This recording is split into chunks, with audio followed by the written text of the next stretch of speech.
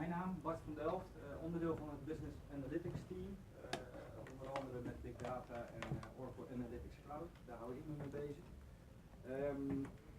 Said, mijn Duitse collega met een Franse achtergrond, maar gestudeerd in Manchester, PhD daar gedaan en zijn Engels is uitstekend. Dus ja, als je centrale vragen in het Engels stelt, dan kan ze iets zo gelijk volgen. Dus het is wel allemaal interactief, dus als je ergens een vraag hebt, stel hem gerust. Kort notitie over de workshop zelf. Normaal is die gebaseerd voor een uur of 6. Eigenlijk gewoon een hele dag. Wij gaan het doen in 2 uur. Dus we hebben ook onderdelen moeten skippen, gewoon puur uit tijdwinst. Dus het is eigenlijk opgesplitst in 3 onderdelen. Je hebt de Big Data-Cloud, je hebt de Oracle Analytics-Cloud en je hebt de Autonomous Data Warehouse. Nou, normaliter zou je bij alle 3 de varianten ook zelf ermee gaan spelen. Maar nu is het met name Oracle Analytics-Cloud en je gaat connecties maken naar de andere omgevingen. En dan ga je data ophalen en dan ga je daar modellen bouwen, et cetera, et cetera. Ik heb jullie een link gestuurd via de Oracle Public Docs. Even een vraag, heeft iedereen die mail ontvangen? Ik heb jou nog niet gehad, maar je hebt hem ook nog niet oké? Nee, in mijn mailbox. Oké, dan gaan we zo dadelijk als eerste oppakken. Ja, dan ga ik gewoon beginnen met het verhaal.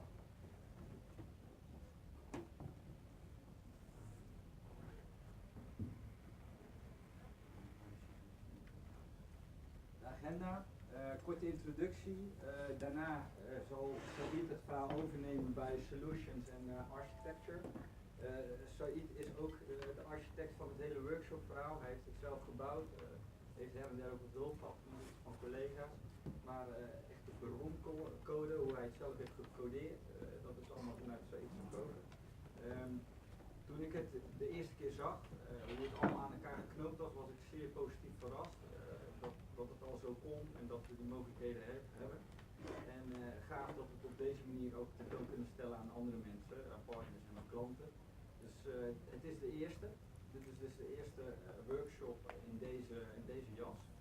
En ik ben heel erg benieuwd wat daaruit gaat komen en hoe jullie feedback zal zijn. Ja, hou wel rekening mee, sommige componenten kunnen we dus niet laten zien, puur vanuit tijdwinst. Maar hou er wel rekening mee, als jullie dat zouden willen, dan kan natuurlijk altijd in een nadere datum afgesproken worden om daar dieper op in te zoomen. Dus neem niet te veel vast op wat je vandaag eventueel had verwacht en wat er dan niet zou zijn. Maar er is gewoon ruimte, alleen ja, we moeten het allemaal een beetje doen. Oké, de introductie. Nou, AI, neem me binnen, welkom, kom binnen. Zoek een plekje, we zijn alvast begonnen. AI, ik ga er niet te lang bij stilstaan. Ik denk dat de meeste mensen wel een beetje weten wat het inhoudt. Er wordt de laatste tijd zoveel over gesproken op het nieuws, op her en der radioberichten. Iedereen heeft het erover. Nou, het komt voor al uit de jaren 50. Machine learning is wat later in de markt gekomen, maar misschien werd het daarvoor ook al gedaan, alleen werd het niet zo genoemd. Said heeft in de jaren 90 ook al modellen gebouwd en getest en dergelijke. Dus je kan daar heel goed over vertellen. Deep learning, een beetje de laatste trend die we heel veel in het nieuws zien. Denk aan TensorFlow met neurale netwerken, image recognition, dat soort zaken. Het zit niet zozeer in de workshop van vandaag, maar het gaat wel komen. Het is niet zo dat Oracle stil zit daarin, dus het gaat zeker komen. Oké, nou waarom nu? Hè? Even wat basale antwoorden, vind je niet te hard of vast. Je kunt er bijna 1000 regels onder zetten. Digitale transformaties waar heel veel bedrijven mee bezig zijn. Ze zijn er heel nieuwsgierig naar, ze willen weten hoe of wat en hoe kunnen we dit nou echt in productie nemen en de benefits uit ophalen. We hebben ontzettend veel data, dataopslag wordt ook goedkoper, waardoor het ook toegankelijker is dat bedrijven het gaan gebruiken. En ja, de computing power, we kunnen gewoon niet. Dus, de chips zijn sneller, sterker en beter dan ooit tevoren. Dus dat brengt ons in staat om dit te kunnen doen. Nou, waar geloven we in? Ook een paar marketingtermen die ze hebben gebruikt. Vanuit mijn eigen beleving, hoe Oracle naar kijkt, is dat ze eigenlijk de tools vrij eenvoudig willen brengen naar de eindgebruikers, die het ook heel makkelijk tot zich kunnen nemen om er gebruik van te maken. En eigenlijk in een vrij korte tijd ook effectief ermee kunnen werken. En wat heel erg belangrijk is daarin is de verschillende, binnen software heb je zoveel invalshoeken, zoveel verschillende deelhoeken. Denk aan HR, CX, Business Analytics, zijn allemaal eigen werelden. En met name de interactie, dat die koppelingen allemaal mogelijk zijn, daar is toch Oracle echt heel sterk in. En daar zetten ze zich echt op in. Nou, hier zie je nog even een plaatje met de verschillende producten. En nou ja, met de developerhoek, de deploy, nou dat zijn eigenlijk een beetje de infrastructuur, de producten, het is meer vanuit de paasdiensten die Oracle heeft. En daarboven zie je dan nog meer ja, ook de custom applicaties, maar meer de apps gebeuren, zo zie ik het zo meer. Ik ga er niet zo heel diep op in, het maakt voor vandaag niet zo heel nadrukkelijk uit wat we hier naar voren brengen. Dit is meer het plaatje waar ik bij stil wil staan. Oracle Machine Learning, nou ja, Oracle staat natuurlijk ook gewoon open voor open source. Het brengt gewoon de mogelijkheid om verschillende libraries in te laden en daar gebruik van te maken. Kijk, Oracle die maakt gewoon slim gebruik van. Het is niet zo dat ze alles uit eigen koker willen doen. Ze staan ook voor een open wereld en dat is wel een mindset wat veel bedrijven of nog niet weten of waar ze langzamerhand op de hoogte raken.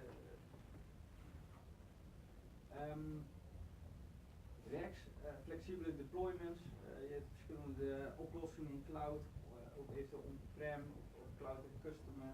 Dat is ook wel een trend wat daar ook weer heel veel teweeg brengt en waar ook heel veel veranderingen zijn. Dus dat ik heb gemerkt in de afgelopen periode dat daar ook heel veel verschuivingen zijn. Rechts zie je dat dan ook van de infrastructuur, hè, als je GPU's power wil hebben, dan is dat ook allemaal mogelijk vanuit de next gen infrastructuur, de Gen 2, hoe Larry Ellison het zelf noemt. Ik weet niet of jullie Open World hebben gezien afgelopen maand, de meesten dat gevolgd hebben. Daar zetten we op dit moment heel erg op in, de kracht, hoe we dat meer hebben gezet. Nou, hier rechtsonder zie je ook de predefined models, ook vanuit de Oracle Labs zijn er ook aardig wat libraries ontwikkeld, maar het is met name ook nu de kracht vanuit de Spark en R en Python en graph algoritmes. Daar zullen we vandaag niet zo heel veel mee doen, maar het is wel allemaal een onderdeel van AI en machine learning, hoe Oracle dat ziet. De slides zijn ook allemaal beschikbaar in de docs, dus PDF kan je zo ook nog wel even rustig nalezen. En dan gaan we naar de workshop, want we hebben gewoon echt alle tijd nodig, dus ik wil ook niet te lang bij de slides stilstaan. Said, can I give it to you, the solution and the architecture? Can you explain the workshop? Yeah, okay. Yeah. I was supposed to be in the next slide, but I can do this one. Yeah, if you take this one also, it would be great. It's your draft, right? Okay, hello everybody, my name is Said. I guess what he said was interesting. I only heard my name in the conversation, but it sounded good. So I hope you're going to enjoy the session. Normally it's I would say 5-6 hour session that we have, so we had to shorten things a little bit. So in terms of architecture, basically what we have is object store, which is our Oracle Cloud solution in order to store files and other type of data that people might use, and you can download that into our various cloud solutions like Oracle Big Data, which is actually the solution in the middle there. So we have HDFS, we have Spark, we have Hive, we have SQL right in front of it so that we can communicate with reporting tools, and we're also using WXU, which is some kind of caching, memory caching, where you can bring the data and access it much faster with a lot of performance. And the only thing is you're not going to be using all that today. And we have also the Oracle Data Warehouse, which is Oracle Data Warehouse. You're probably familiar with that, but in the cloud. And in there we provide some machine learning as well. And we have Oracle Analytical Cloud, which is Oracle reporting tool which you can use basically to kind of investigate your data, create some useful insight into the data, create some useful report that for yourself and you can share with other people. And we provide machine learning in all those places. If the data is stored in different places, we need to provide machine learning in those places, okay? But today, basically, you're not going to do this, but you will be accessing the data from there. We have pre-run the notebook for you, and I will explain basically what it does, and you will create some visualization on top of that. This one will be kind of optional for people that are very fast. We also provide some machine learning. There is also a notebook. We have pre-run it, and you will be able to create some visualization on that. And we have Oracle Analytics-Cloud. So for those two there, those ones are for the really strong data scientists, require some programming skills. The notebook that we are using in big data is in PySpark, but you know, you could be using Spark R, you could be using Python, you could be using open source R. In there we provide Oracle machine learning for SQL, so it's doing machine learning with SQL. We are extending it to Python and AutoML, but it requires some programming skills to do it, which is fine if people have it or people have the time to acquire it, then it's okay to do it. And we have Oracle Analytics-Cloud. In there, you don't need to do any programming. What we provide is point-and-click, drag-and-drop machine learning. And this is where we will concentrate the effort for today.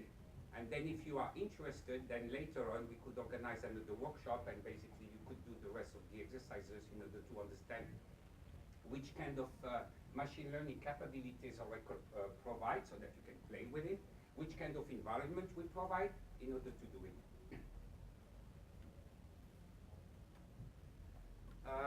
So for the workshop, basically, there's one main document. I think, did you get them to download the information? Yes. Did you all download everything from the cloud? Good. Yep. I didn't get the email. No, not yet. All right. It will take some time, but I will check it after you're finished. Yeah. Or you can forward it for mine. Yeah. So you should see it. Basically, you will have a master document. Okay. You will have to open that document. And in there, we provide you all the information and the steps required. So we provide you an overview so that you understand exactly what you're going to do during the hands-on exercises. We explain the data science process, give you an overview of it. And a lot of people think of the data science process as acquire the data, explore the data, prepare the data, model, and use the model. That's only part of it. That's basically somebody telling you, here is the data, go and figure out what is in there. No. There is, a bigger context to it where you need to monitor your business. You need to identify what is going wrong. Get people together, identify the solutions that you can bring. And among the solutions, there will be a part for the machine learning. And then the data science will come in, the data scientist will come in, but the data scientist is never on his own. It's always with the domain expert. So if it is something for marketing, working with marketing people. If it is something for salespeople, then it's working with salespeople. If it is in manufacturing, then it will be working with the engineers. But the data scientist is no expert in all of those things. So it's always a kind of team effort between the domain expert and the data scientist. And the problems need to be identified beforehand. And it's always a team effort.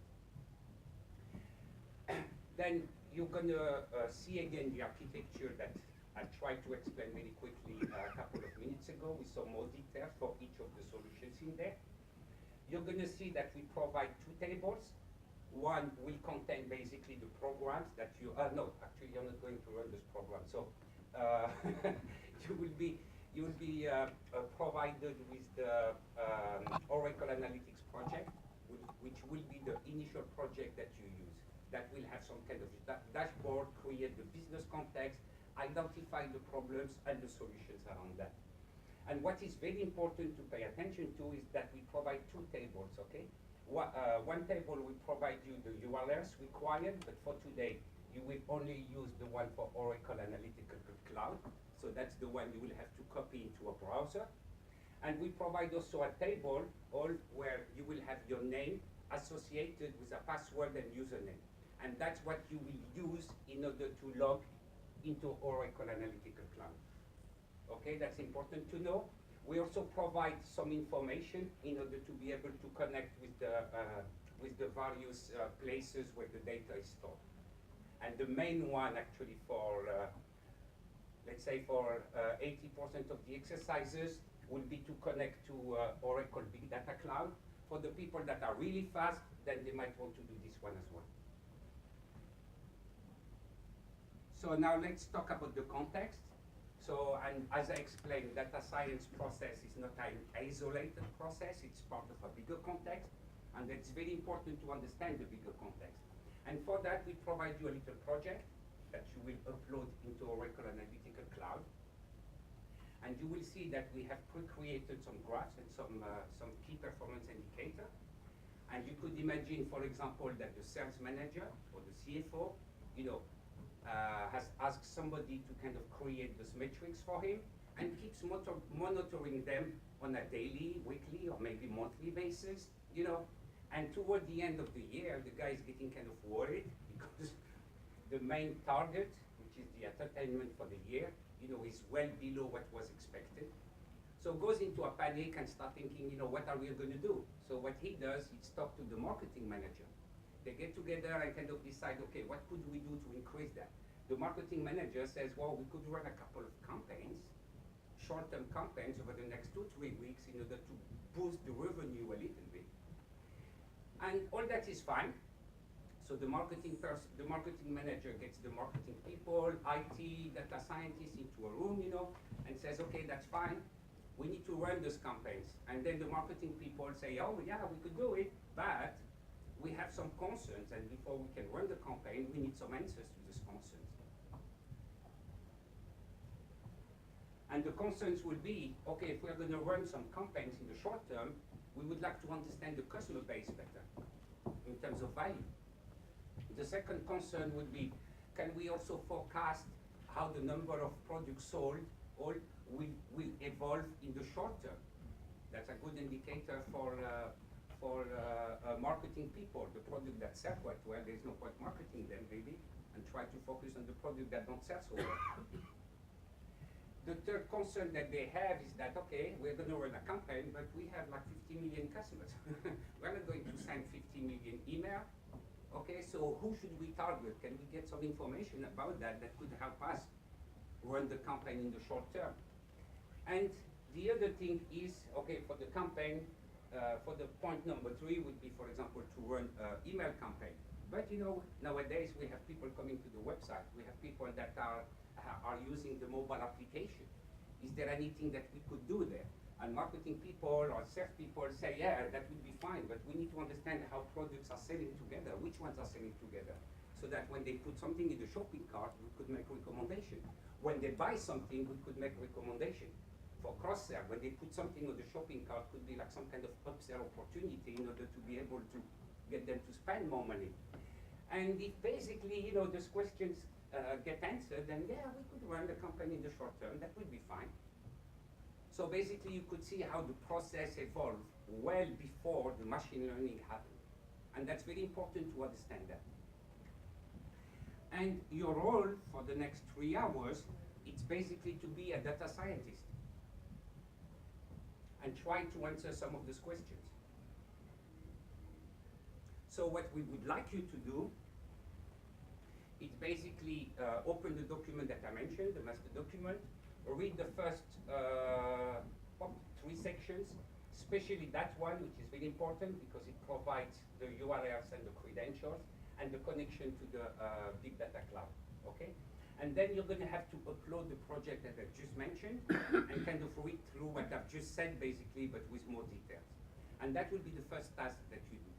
Once you understood the problem, you understood the issues, then we need to answer this concerns for marketing people. So basically what we would like you to do is develop a model using Oracle Analytical Cloud, which is point and click. So basically based on historical data of customers and purchases and responses of previous marketing campaigns is to develop a machine learning model that will predict which customers are most likely to respond to the campaign positively and the ones that are not going to be interested. It's not an exact science, not because the system says the guy is going to respond, that everybody is going to respond. No, the whole idea is that if on a marketing campaign you get a success rate of 4%, then it's to increase it to 6-7%. Okay? So that will be the first task. The data is already stored in BigData-Cloud. We've done that for you. We uploaded the data into Object Store. We put that into Hive and created some into HDFS and created some Hive tables. So you will be accessing this Hive tables from Oracle Analytics-Cloud in order to do the machine learning. So that will be the first task. Once you've developed the model, okay, you're happy with it, then you're going to have to score the customer base. Because for training, you don't use all your customers. You only use a part of the people that responded to previous campaigns.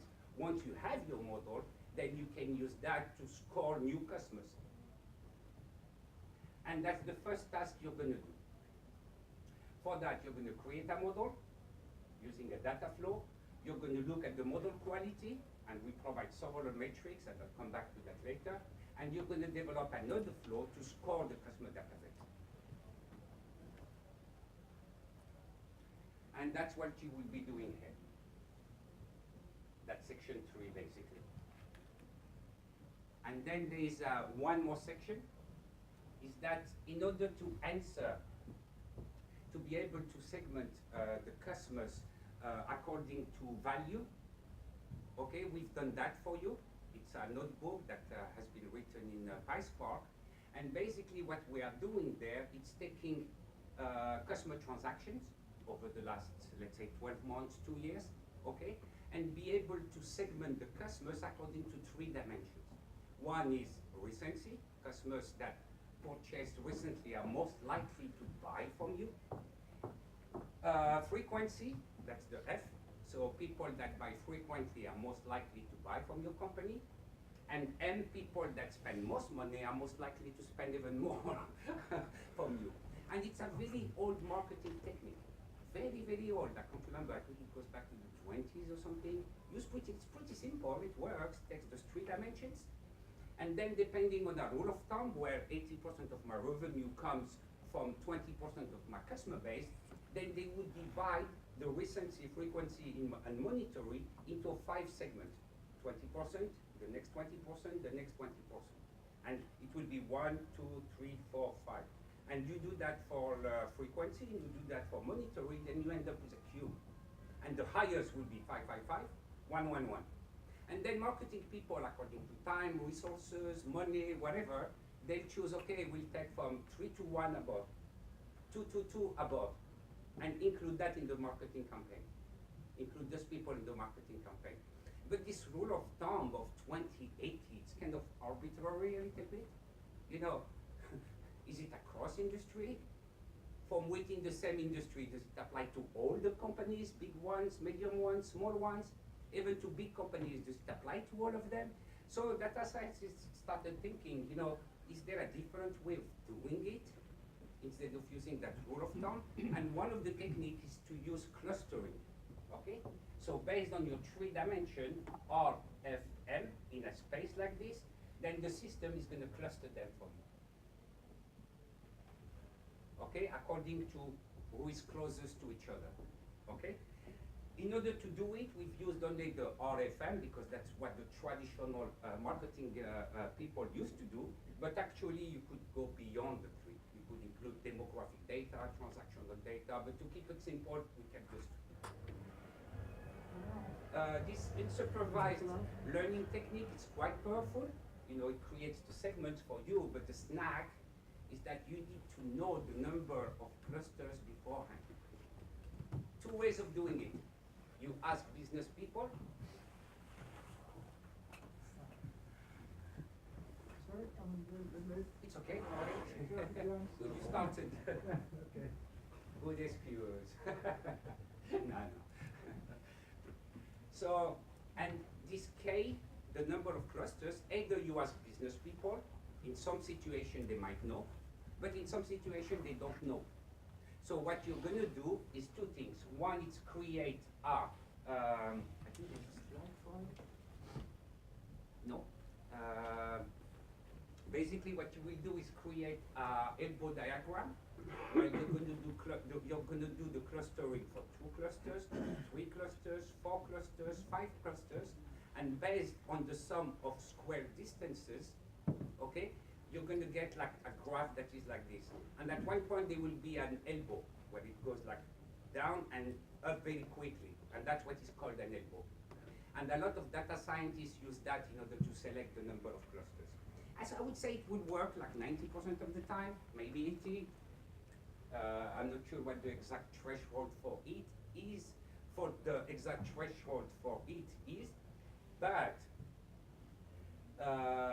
if it works in most situations, then that's good. You can kind of use it. But there will be some situation that it doesn't work, or the elbow diagram is not so clear. Then there are some other techniques, and one of them is called silhouette, but there are some other ones. And this is an optimization technique that will tell you exactly, okay, your K is going to be 2, your K is going to be 3 or 4. And sometimes, sometimes it's a domain issue where, you know, the problem you're looking at, the elbow is really not there. Sometimes it's a tool problem. And for example, for this thing, we use the Spark ML. And you can specify K. Okay, I want to try K from 2. It does not allow you to select 1. So that means if you use Spark ML, if your K, your optimum number of clusters is 2, then you never get to select it because you don't have 1, so you never see the elbow. But if you use the previous version of Spark ML, which is called Spark ML Lib, it allows you to put 1 in there. Then you see the elbow. But I kept it with Spark ML because that's where Spark is going to. Spark ML Lib is the whole thing, and everything is transferring to Spark ML. So it can be a problem, an issue from the actual problem you're solving, or it could be also a problem from the technique. So, you know, those techniques are good. They are very helpful, but you have to pay attention. And basically for that, you will be doing exercise 4. You're going to connect to, sorry? 4.3. PowerPoint. The other parts yeah. demonstrate. Those ones are for me. I'll be taking you through the notebook very quickly, and you will be doing this part. Yeah, thank you. And then there's the optional part, which is which products are selling together, selling best together.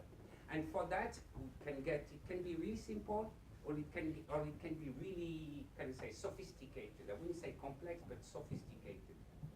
And usually it depends on the knowledge of the data scientist, it depends on the experience from the company in applying those techniques, but usually I would recommend you start small and then start improving from there.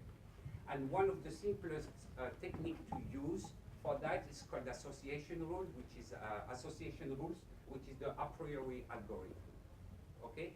And basically the system goes through all the purchases of the past, okay, and kind of looks at which products are selling best with other products. For that, we have a notebook which is run on the Oracle autonomous data warehouse. Okay. Will they run it or no? You will. My colleague will explain it, and then you will just create some visualization around that. Okay. And for it, it creates some rules with 1 element, 2 elements, 3 elements, and you need to specify the maximum number of elements. And that's basically driven by the context. If you're trying to make recommendation, for example, for a shopping cart, where people put things on the shopping cart, then you might decide, okay, I'm going to show 3 products, I'm going to show 5 products. Then you can tell the algorithm, okay, the maximum number is 3, the maximum number is 5. It depends on your problem for that, okay? In this particular case, we decided to set it to 3 to keep it simple. And usually with every rule, you have like some, let's say some metrics that allow you to evaluate how good our rule is. One is support, the other one is confidence, the other one is living. Personally, I use support and lift. I don't use the confidence very much. Why? Because the confidence can be very tricky if you don't look at the other ones. And it's easy to recognize that by the formula. You see, you're looking at the frequency of product A, X and Y selling together, but you're only taking the frequency of X as a denominator. It can trick you into something wrong. And that's why I use lift, because lift uses both. Okay? And we will go through that later, but you know, the good thing about this, or even the RFM problem that we talked about earlier, you know, you're creating the segments, the customers are being segmented into groups. It's done on 3 values, RFM. But, you know, once you've done that, the marketing people might want to change that a little bit. Maybe increase the recency for people to be taken into consideration. Increase it or reduce it. For this as well, for the product to take under consideration, they might want to play with the lift value. Do I want to include all the rules in there? Do I want to include all the products? If you do that programmatically, then it's kind of difficult to do. Whereas if you use interactive visualization, then it makes it much more easier. All you have to do is slide things, you know, type numbers in there, and you can try various scenarios. And that's what you will be doing. So, not to waste too much time. Yeah. So, and for that will be the thing. But let's go back. And for the moment, we would like you to access this document, okay, and read through this the sections.